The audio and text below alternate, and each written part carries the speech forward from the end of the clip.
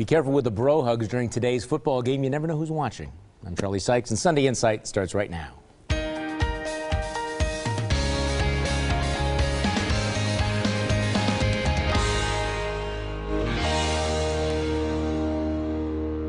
Good morning and welcome to Sunday Insight. In the week that was a fast and tragic start to the new year, Islamist terrorists attacked a French humor magazine and killed 12 people. Their offense, they had published cartoons that mocked the Prophet Muhammad.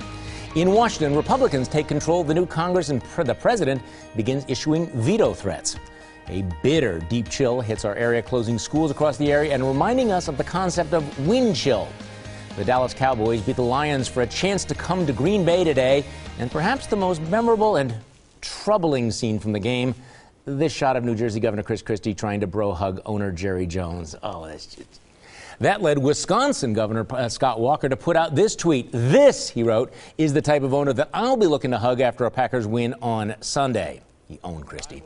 And as it happens, we start with Governor Scott Walker. On Monday, Walker was sworn into his second full term in office, and within days, the presidential buzz ratcheted up dramatically. Within a day of the inauguration, multiple media sources were reporting that he had hired a campaign manager, Rick Wiley, who has extensive Wisconsin and national ties. In national radio interviews, Walker sounded increasingly like a candidate, and he's headed to Iowa to speak at an event that will showcase other presidential candidates. Joining me on our panel this morning, defense attorney Dan Adams, former state representative Michelle Litchens, political strategist Linda Bruin, and communications consultant, our old colleague Brian Fraley. So why is this happening so fast, Brian Fraley? Because he is not in charge of his own calendar.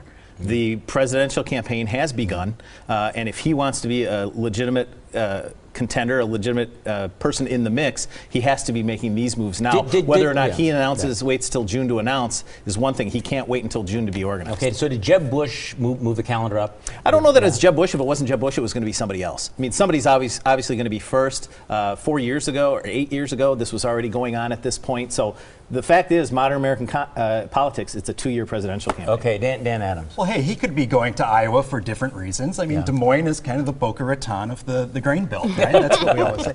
No, Jeb Bush, I think, actually did set the calendar here. He's the big dog in the primary. He's kind of the establishment guy, and he's going to be sucking a lot of the money and the attention that other contestants are going to get. So he forced our governor's hand. Okay, now we're homers here, but there's always that possibility that we have a skewed view. But how plausible is a Scott Walker for president campaign at this point, Michelle Litchens? I think it's very plausible. People continue to talk about him. His name is, one of the first three that people mention across the country, which is again why I think he did have to throw his hat out there and make sure that people continue to talk about him, and maybe deter some other candidates from running at the same time. Okay, Linda Bruin. Well, I actually agree with Brian. I think that whether he runs or not, if he has any intention of seriously looking at it, he has to do what he's done so far.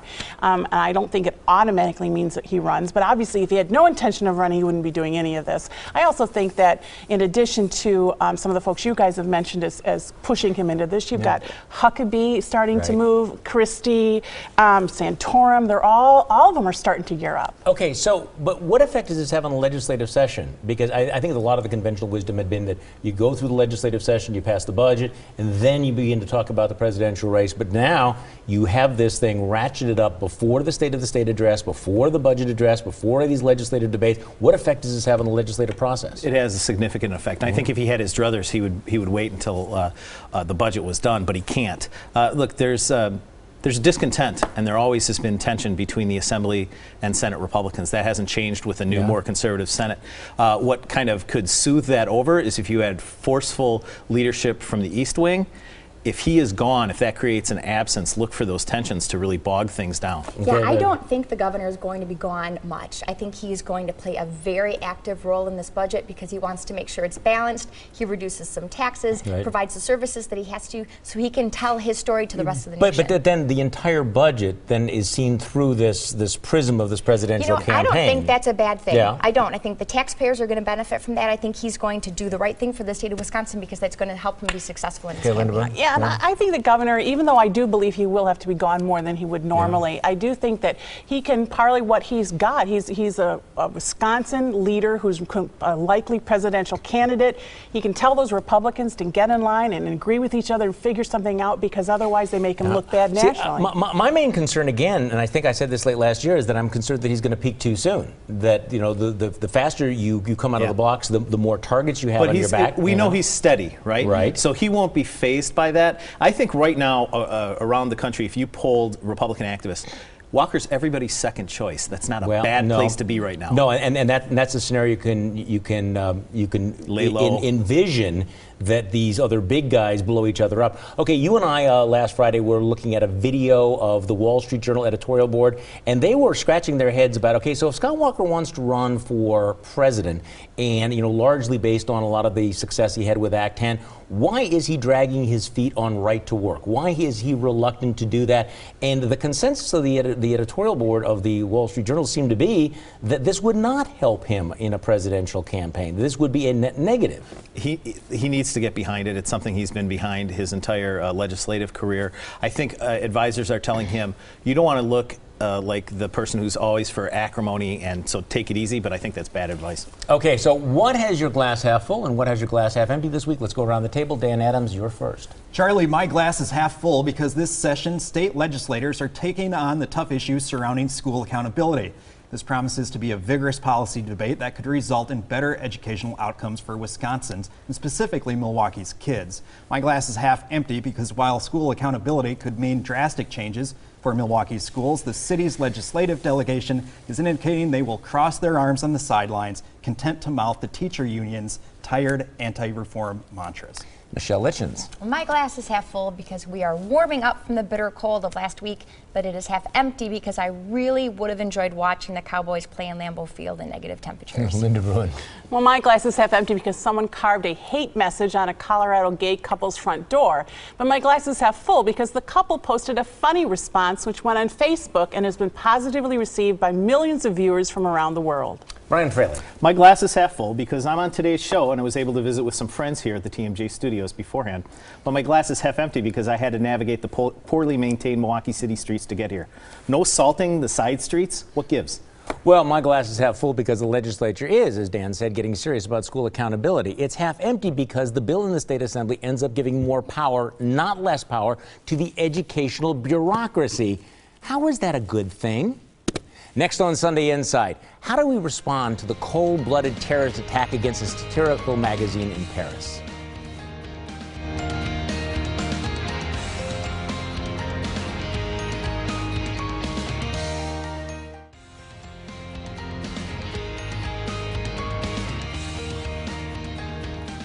A cold-blooded murder that shocked the world. The French magazine Charlie Hebdo had always been controversial, and a few years ago actually, its offices were firebombed. But the editors have been defiant, continuing to challenge and offend, including covers that mocked the Prophet Muhammad. But last week, as the magazine held a staff meeting, mass jihadists broke in and murdered 12 of them, reportedly shouting that they had avenged the Prophet.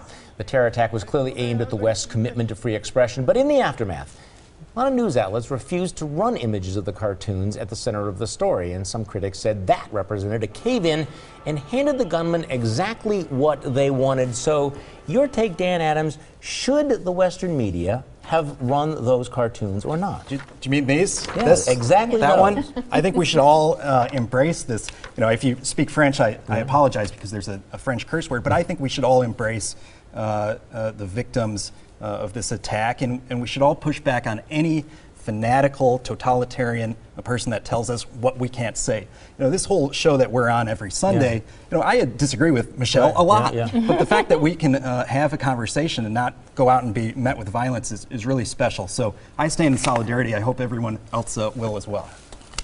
Now, you experienced something like this in your previous career, Brian. 1990, 25 years ago, when I was editor-in-chief of the Badger Herald, we published a cartoon that disparaged the Prophet Muhammad. And the Muslim Student Association took all of our newspapers for a week and threw them out to the point where we hand-distributed them on campus instead. What did our board of directors do? Unfortunately, at the end, we caved. We issued an apology.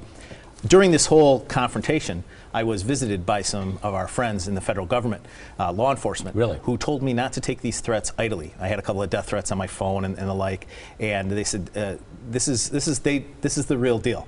And not to this extent, obviously there was no violence, but this is not something new. But the cave-in seems to be. Well, you know, the pattern. Associated Press, among others, you know, had the New York Times, the Washington Post editorial, the news section, I think the Journal Sentinel, all decided they were not going to show these cartoons. They wouldn't even include them in news stories, even though they're part of the story. But the Associated Press did something interesting, I thought. They removed the so-called, excuse me here, Piss Christ from their website. This, of course, was the really deeply anti-Christian piece of work by Andre Serrano of a crucifix dipped in urine. And they pulled it up. But I thought that kind of highlighted the difference, because you know what? Christians were offended by that. So many Christians protested that. But no Christians went out and murdered people because of it. Oh, in fact, the Charlie Hebdo magazine, just a few weeks before, I'm not sure exactly the timing, but just briefly before that, had done a satire on Christianity and done some negative imagery there. And like you said, they didn't get firebombed or shot up. But my take's a little different. I personally, because it's a tenet of their religion that they view it as idolatry, I wouldn't publish an image of it. But after this attack, I think that's specifically when you should, because otherwise you're telling these people that their tactics work. You know what I also think, not only should we publish those, I think right now we are at a crisis. We are letting the terrorists, the Islamic extremists, get their way, and the world needs to put their foot down collectively and say, we are not going to tolerate this, and we are going to go out there and find you and take you out. I mean, I think freedom means that you should be able to publish it or not publish it if you decide not to publish it.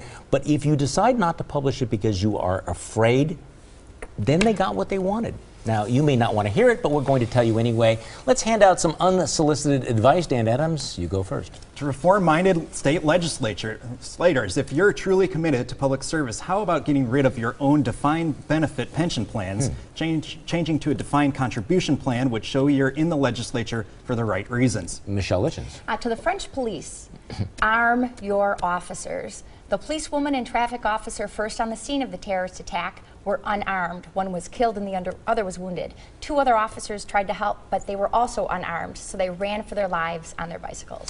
Linda Bruin. Well, human smugglers are spreading the rumor that President Obama will soon order the Coast Guard to stop returning Cubans to Cuba when they're caught trying to reach the U.S. by sea. Since December, this rumor has led to a 235% increase in the number of Cubans caught trying to make the voyage. My advice is that the Obama administration respond to this rumor before things get way out of hand. Brian Fraley. Taxpayers and parents deserve a workable educational accountability bill. Republicans in Madison should pass one that empowers parents with the information so that they can make informed choices. I trust parents, so should they. Well, my unsolicited advice is to Chris Christie. Last week's cringeworthy bro hug was bad enough, but I would suggest that you not get all handsies with Jerry Jones this afternoon at Lambeau. Next on Sunday Inside, what'll happen with the effort to make Wisconsin a right-to-work state?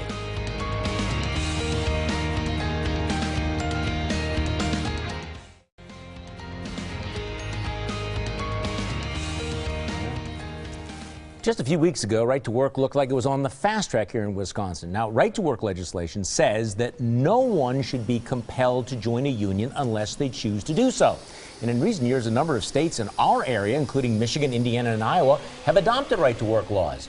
The Senate Majority Leader Scott Fitzgerald had said that his House would take up right-to-work legislation early in the session, and the Assembly pledged to take it up if the Senate had passed it first. But last week, some signs of cold feet. A number of legislators, including some veterans of the fight over Act 10, expressed skepticism about the bill, and Fitzgerald seemed to back away from his plan to bring the measure up quickly. What is the state of play, Michelle Lichens? I think Fitzgerald might have spoke before he talked to his caucus about their if they wanted to move fastly on this. I think they really want to make sure that the Grothman special election happens first so that he knows he has another guaranteed vote in favor of this. But I think we all know why the Speaker wanted the Senate to go first. I mean, every bill that's good for the state of, well, I shouldn't say every bill, but many bills that are good for the state of Wisconsin die in the Senate. So they have some heavy lifting to do there. I believe this would be an example, Brian Fraley, of the tension between the Assembly and the Senate. A little bit, and the need for the governor to have an agenda and forcefully lead on an issue. It is the first issue. It won't be the last. But the governor's cool on this. He's not, I mean, I totally believe, like everyone else does, that if a bill gets passed, he'll sign it. Don't get me wrong. But he's been very clear about saying this is not top on his agenda. He doesn't need it to move forward quickly. So if he gets actively involved in this, I think you're going to get more of a delay rather than less. I'm just perplexed why this is such a legislative priority. Only 7% of private employees are in unions. 35% of public employees are in unions. Freedom is a priority no matter how many people are denied it. And he won that, so why pick another fight that's going to make him look to the national audience as this guy who just likes to well, you could say punch pick the a other fight. side. You could also describe it as leading on an issue that is important. I mean, I think that the answer to your question is two things. Number one, worker freedom. The principle of freedom is important, that no one should be compelled to join an organization unless they choose to do it. You know, that principle alone is worth fighting for. And second, I think the economic benefits are considerable to this. You're right, only 7% are in private unions, but you have a lot of companies that are expanding and relocating, and frankly, they are looking for the states that are not right to work. I mean, the right to work states, and we are now in very significant competition with states in our area that have right to work. And you're looking at what's going on with the creation of jobs and business in Indiana and Michigan, and this is an economic development issue. But even if it wasn't, I'll be honest with you, even if it wasn't, I think the principle of worker freedom is worth standing up for. But Charlie, you know, before the election, remember back in November, it wasn't just Governor Walker who said this is not a top priority. Republican after Republican legislator running for election or re-election said this was not a top priority. Then boom, the election happens, and all of a sudden the Republicans, this is the one of their top priorities. No one's ever That's shied what's away. bizarre. No one has ever shied away as a Republican from saying that they support the concept of right to work. And they hear from their constituents too, who want this. And look, I think the good trade unions, like the operating engineers, will be of more value when their membership is optional. I think that they will find that we've seen this in other states where union membership has actually gone up when right to work is passed. I think the bottom line is that right now, with the planets aligned the way they are, with the governor with another term, you have 63 votes in the state assembly, you have a strong majority in the state senate. If not now, when? So what is it you don't get? Let's go around the table. Dan Adams, you're first. Why one of Brad Schimmel's first official acts is to sign onto an amicus brief to the Supreme Court arguing to strike down a San Francisco gun ordinance. Not exactly how we thought Schimmel would go about combating local gun violence. Yeah, it's also that Second Amendment principle thing. Michelle Litchens. Charlie, what I don't get is if you defend terrorism, you get published in USA Today, but if you criticize Obama's daughters, you lose your job. Linda Bruin. Well, I have deep respect for police officers and understand why New York City police are angry with Mayor de Blasio, but I don't get why they persisted in turning their backs on the mayor at police officer Liu's funeral. Their whole focus should have been on honoring their fellow officer and supporting his family. Brian Fraley. Agreed, which is why the mayor shouldn't have gone there. Look, what I don't get is how Milwaukee officials think they'll be able to operate a new fixed rail car system, streetcar system, when they can't afford to salt, plow, and maintain the paved roads they currently have. Yeah, we're actually rationing salt, but we have $124 million for the streetcar. Governor Walker says that he's not backing right to work legislation because it's a distraction. This is what I don't get, because he's against distractions, right? Except for that running for president thing. So how is worker freedom a distraction when a presidential campaign isn't? Next on Sunday Inside, our panel picks the winners and losers of the week. But first, here's your morning news update. It's time for our panel to pick the winners and losers of the week. Dan Adams, you are first. My winners are Milwaukee taxpayers. As the Bucks ownership committee continues to expand, we can expect a better deal for the city as more private dollars will flow into the arena development. The all-hands-on-deck approach to the project is encouraging. My perennial losers, the Milwaukee County Board, who never ever miss an opportunity to grandstand. This week's embarrassment, a proposal to rename Red Arrow Park after Dontre Hamilton. Really? Is that the branding we want for our downtown? Michelle Litchens. My winner is Scott Walker. Walker nailed it when he said he left college for a job, and he is just like most Americans because most Americans don't have a college degree. I'd prefer a president without a degree who gets the job done over a sloth with a Harvard law degree any day. My loser is the Wisconsin education system as it is. A study released this week said the average college freshman reads at a 7th grade reading level. We need school accountability and improvement passed by the legislature now. Linda Bruin. Well, my winners are the hundreds of thousands of French citizens who responded to the terrorist attack by gathering in the streets just hours after it happened, when it wasn't known yet if more attacks could come, to show their support for the victims and for freedom of speech. My losers are the handful of French citizens whose response took a different and much lower road. These folks bombed a mosque and a shop and fired shots at a Muslim prayer service. I don't know how to stop terrorism, but becoming terrorists ourselves can't be the answer. Brian Fraley. To the men and women who worked outdoors and braved the cold this week, so that many of us could be kept safe, I say thank you. You are my winners of the week. My losers are anyone who thinks the victims of the terrorist attacks in Paris were to blame for their own deaths.